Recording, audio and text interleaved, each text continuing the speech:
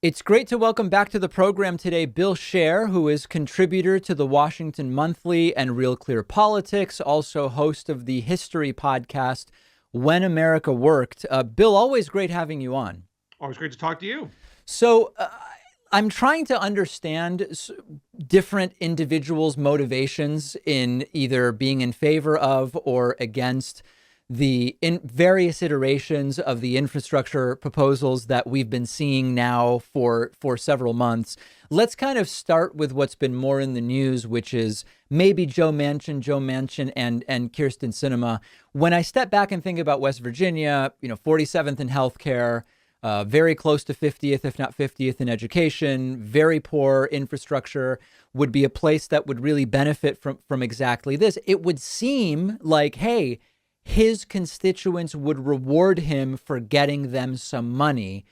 And then the story that's now floating around is, well, look at his income from fossil fuel companies that would be hurt by the climate piece of this. Is it as simple as a follow the money type thing? Well, I don't want to play mind reader, and I understand people wanting to connect dots, and everyone's welcome to have their own theories. Sure. But people went into this year thinking, oh, Manchin likes the posture, but this is essentially a populist state, and so he'll do the populist thing. Yeah. And now he's not doing the populist thing, so people are coming with fresh theories. And I think if you look at Manchin's longer record in politics from his very early days in West Virginia, he has always been a business-friendly centrist. That has always been his thing. It's not new. And why he's a business-friendly centrist, you're welcome to have your own theories about that. But that just seems to be the case. And at the end of the day, if you want this bill to pass, you need his vote. However annoying it is to get that vote, it is needed.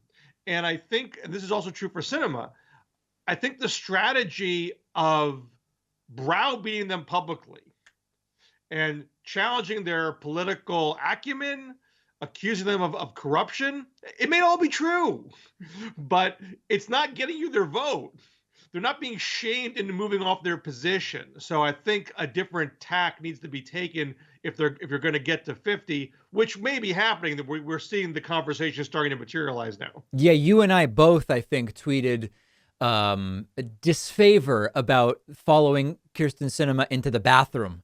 And as I said, what I said on my show was, maybe you could make the case that the bathroom is the only place where she might be confronted by an opposing view. It seems contrary to reality, and thus that as a tactic doesn't seem to me to be particularly productive. But what can be done to effectively pressure a lot of these folks who, the boaters swam up to the yacht of Joe Manchin, and it wasn't particularly inspiring, the things that he said. I mean, like, what actually works to pressure these people from an individual voter standpoint? Different tactics work on different people. There's not a one size fits all here, but at minimum, for the last several weeks and months, people have tried confrontation. People have tried getting into their personal spaces. People have tried haranguing them as being on the take. And not only have they not moved, they seem to have, dug in their heels. And even at the precise moment when progressives thought they were gaining more leverage by blocking the bipartisan infrastructure bill that Manchin spearheaded and Sinema essentially wrote, it's called Sinema Portman, for Pete's sake. Yeah. Thinking, well, if we hold that hostage, that what's prized to them, they'll have to come around. Almost immediately, that price tag on Build Back Better went down by nearly 50%. Right. So the tactics just aren't working. And so I just think the entire approach of treating them as effectively adversaries, people who are not progressive, who don't see the world the way we do and need to be dragged in doing the right thing, that approach isn't working. I think you want to get the temperature down. You want to get into the same room with them and try to talk to them and figure out where is the common ground. There has to be, if there's no common ground, there's no common ground. I think there is some common ground. You got to find where that is and not make it into a grudge match, because a grudge match isn't working in progressive's favor. Yeah, I do think that part of what makes it difficult is It seems as though Joe Manchin is very dishonest. And what I mean by that is, for a while, he was saying the problem was the price tag. As you mentioned, iterations of this have seen a much reduced price tag. And now he doesn't like it for different reasons. So part of it is maybe common ground is the way to describe that. But also moving goalposts seems to be a real problem here. Well, both Manchin and Sinema can be. I mean, Manchin can use a lot of word salad, which makes him inscrutable in certain ways, Yeah. and Sinema is very quiet, which makes her inscrutable. And this frustrates the hell out of progressives. I think as a negotiating tactic, is working very well for them. Everyone's chasing their vote. Right. Everyone's throwing things at them to figure out what's going to make them happy, so they're in the driver's seat. I don't think it's fair to say Manchin has moved the goalpost because he has been consistent on a number of things. You look at that piece of paper that he signed with Chuck Schumer back in July. Now, granted, this wasn't known to the rest of us at the time, but he communicated this to his majority leader of all the things that he wanted, that he was comfortable with, and essentially by omission, what he was not comfortable with. That's all been pretty consistent. He's been saying for a long time that he doesn't like this clean energy payment program, which was intended to be the centerpiece of the climate section of the bill. That's not new.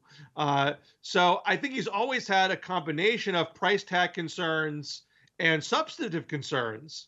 And people have tried to grind him down instead of accepting that he holds a determining vote. And so what are his concerns de facto become your concerns. You need to resolve those concerns to get a bill. There's many progressives who every time this happens say, we got to primary Joe Manchin. And whenever that happens, I tend to think, well, I don't know that if a further left Democrat wins the primary, they actually win the general Senate election in West Virginia. That might lead to replacing a Democrat with a Republican. I think we need to be solving this. You solve 50-50 by taking some existing Republican seats and turning them to Democratic seats. What's your general perspective on this idea of primarying Joe Manchin, even as a pressure tactic to get him to be scared in some way? Well, he's been primaried and he's unfazed. So, I mean, West Virginia is just too red. The fact that Joe Manchin is there at all is a gift for Democrats. They would not have a majority without Joe Manchin right now. It would be Mitch McConnell Senate, and we wouldn't be talking about a multi-trillion-dollar bill at all. So Manchin shrugs that off very gleefully. Now, Sinema is a different story. Yes. Sinema seems to have a theory of the case that she doesn't care either if she gets primaried, that her path to success is maverickiness, McCain-like independence from party leadership. And even though those primary threats are more pronounced and are very vocalized right now, again, she is not budging. So again, I understand worth trying it out to see if it might get her running scared, but she's not running scared. So, I mean, it may be by 2024 when she's up, she'll lose that primary. I can't say. I think she will probably survive a primary. It's very unusual for an incumbent to be ousted in a primary, particularly in ideological reasons. Usually, if it happens, it's for a scandal reason. Arizona is still pretty purple. It's not hard blue. And there are probably a lot of people in Arizona, even who are Democrats, who say electability comes first. So I would still put my money on Sinema surviving. But it's certainly not a slam dunk. But nevertheless, she's not being cowed by that pressure tactic. What is going to, or we'll work backwards. Does this bill's passage or failure affect Democrats in 2022? Is it the type of thing that voters would actually vote one way or the other on? Does Joe Biden getting something else big done impact Democrats in 2022? What does matter looking at the midterms? Well, there's two ways to look at 2022. One is Democrats are going to lose no matter what because it's a midterm, president's party. They always lose something. The margins are so narrow that just the tiniest bit of something means it's all over. So get what you can while you can and don't even worry about the politics. That's one school of thought. It's not illegitimate. The other is, even though it doesn't usually happen, it can happen. It's happened 3 times in the past, I think post-Reconstruction, that the president's party has gained a few seats, and I think a 4th time when they just lost like very, very little, enough that Democrats could actually survive this time around. And when those things happen, it's almost always because there's some kind of crisis, and the president's party is seen as managing that crisis well. And so the usual dynamic of the president's party's coalition splintering because of the natural realities of governing, trade-offs, compromises, imperfections, unfulfilled aspirations and dreams, things that deplete some of your base or make some people in the middle peel off while your opposition is unified against whatever it is the president's party is doing. That's the reason why the president's party usually loses. So if Democrats can't pass Build Back Better at all, or if it's reduced to such a nub that it makes some people unhappy, that makes some people in the base displeased, even if it's a good general election politics, it's good for the center. If that base is unhappy, if any faction is unhappy, that's bad for the midterms. You need full unity to overcome the historical trend. So that's another reason why it's not good for Democrats to be in this tug of war right now where someone's going to feel bad regardless of the outcome. You want everyone to feel good about the outcome, even though it's almost certainly going to be some kind of compromise. What about something like the Afghanistan withdrawal, which, by the way, I was and remain completely in favor of and believe it would have been just as, if not more chaotic under Donald Trump, but that ultimately it's the right decision. When that took place in August into September, there was a lot of talk of this will torpedo the midterms for Democrats. And I really didn't see it for two reasons. One, that it really was a Biden thing. And of course, it can affect the midterms. We're talking about that. But number two, it just seems like there's enough time between then and the midterms, and the relatively short memories of voters struck me as I don't think Afghanistan is going to play a factor in the midterms. What do you think? I mean, I wrote a piece to that effect at the Washington Monthly at the time, and with the caveat of some kind of 9/11 occurring, some kind of terrorist attack on our soil launched from Afghanistan because a terrorist outfit was able to regroup under the current circumstances. That would be, obviously bad for people's lives and bad for Democrats politically. Outside of that, I think we're already seeing Afghanistan fading into the background of politics.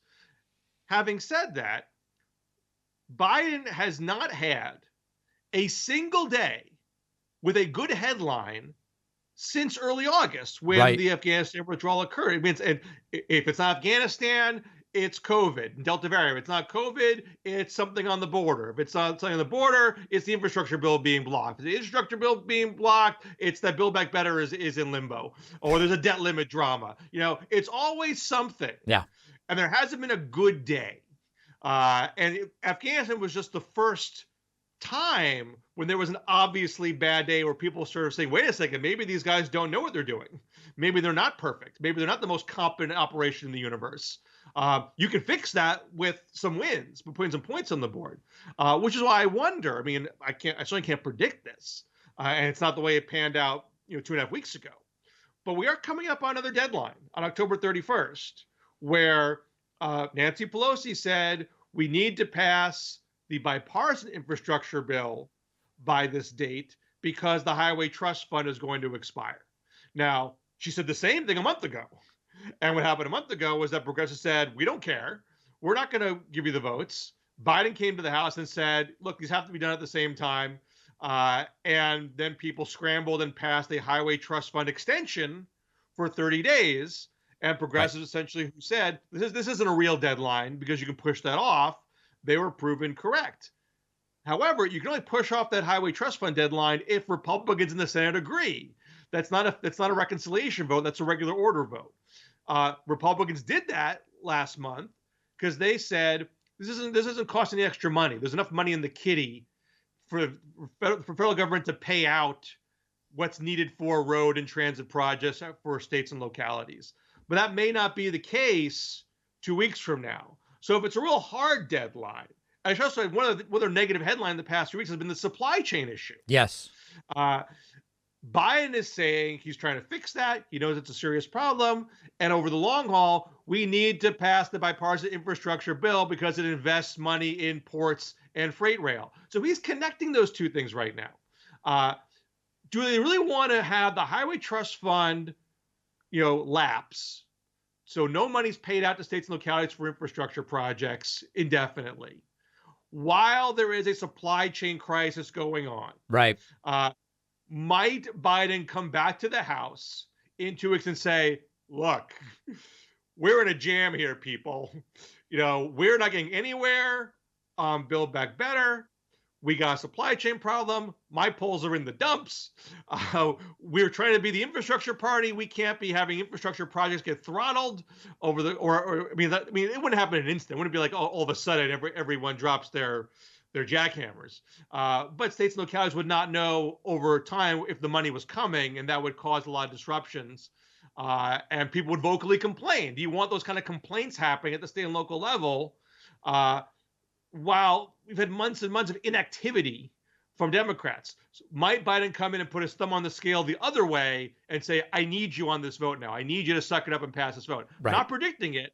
I'm saying those factors are in the mix. And one other factor in the mix, I should add, Virginia. November 2nd is the Virginia gubernatorial election. Terry McAuliffe, the Democratic nominee, is saying, I'm sick of these Democrats in Washington not getting stuff done. We need this infrastructure bill passed. And some people fear if McAuliffe loses, then everything's going to fall apart. That Manchin and Sinema will be even harder to get and harder to kowtow to progressives because they'll say that it's your intransigence that led to this calamity in Virginia. And progressives might say it's your intransigence because you wouldn't do things our way, and just be hard and hard to come to terms. So what all that come together and make Democrats suck it up on the infrastructure bill? Not predicting, but those are different factors that were not present a month ago. So wait, are you predicting or not? I'm not sure. No, I'm kidding. No, not going to go that far. Biden might still conclude he doesn't want to be a source of party disunity. Right. No, I'm kidding. Makes him hesitant to push one faction over the other. Yep. But I do think you have a different set of factors than you did a month ago. Without a doubt. Without a doubt. Bill Scher, contributor to the Washington Monthly and Real Clear Politics, host of the history podcast When America Worked. Bill, always a pleasure. Same here. Take care.